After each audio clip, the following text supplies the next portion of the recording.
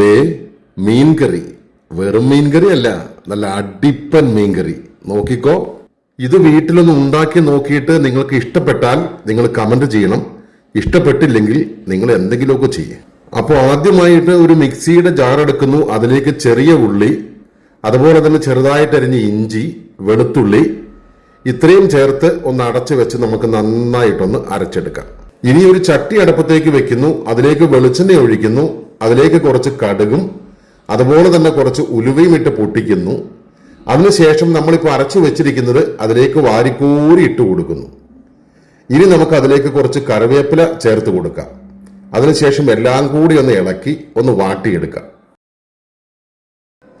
ഇനി തീ ഒന്ന് കുറച്ച് വെച്ചതിന് ശേഷം നമുക്ക് കുറച്ച് മഞ്ഞൾപ്പൊടി, അതുപോലെ തന്നെ കുറച്ച് കൂടുതൽ കാശ്മീരി മുളക് പൊടി, ഇനി അതിലേക്ക് കുറച്ച് ഉലുവാപ്പൊടി കൂടി ചേർത്ത് നന്നായിട്ടൊന്ന് ഇളക്കി ആ പച്ചമുളക് ഒന്ന് മാറിക്കഴിയുമ്പോൾ ഒരു 2-3 പച്ചമുളക് അതിലേക്ക് ഇട്ട് കൊടുക്കുന്നു. അതുകൂടെ ചൂടായി വന്ന് കഴിയുമ്പോൾ ഇനി നമുക്ക് അതിലേക്ക് കുറച്ച് തക്കാളി അരച്ചത് ചേർത്ത് കൊടുക്കാം. നന്നായിട്ടൊന്ന് ചൂടാവട്ടെ. ഇപ്പോൾ ഏകദേശം നന്നായിട്ടെല്ലാം ഒന്ന് വാടി വന്നു കഴിഞ്ഞിട്ടുണ്ട്. ഇനി അതിലേക്ക് നമുക്ക് പാകത്തിന് ഉപ്പ് ചേർത്ത് കൊടുക്കാം. അതുപോലെ തന്നെ കുറച്ച് കുടംപുളി നേരത്തെ വെള്ളത്തിലിട്ട് വെച്ചതാണ്, അതുകൂടി ചേർത്ത് കുറച്ച് വെള്ളം കൂടി ചേർത്ത് ഒന്ന് തിളപ്പിക്കുവാനായിട്ട് വെക്കാം.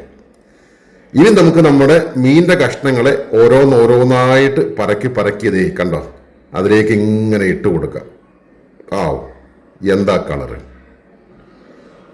ഇനി നമുക്കൊന്ന് ഇളക്കി ഒന്ന് അടച്ചു വെച്ച് നമുക്കൊന്ന് വേവിക്കുവാനായിട്ട് വെക്കാം.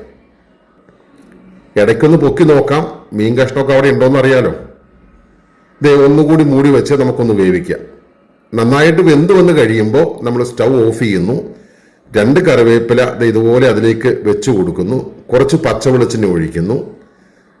ഒന്ന് മൂടി വെക്കുന്നു. തണുത്തതിന് ശേഷം നമ്മൾ എടുത്തൊന്ന് കഴിക്കുമ്പോൾ ഉണ്ടല്ലോ, എൻ്റെ പൊന്നോ, ദേ കണ്ടോ, ഒരു മിനിറ്റ്, ഞാനിപ്പോൾ ചോറിനിട്ട് വരാം.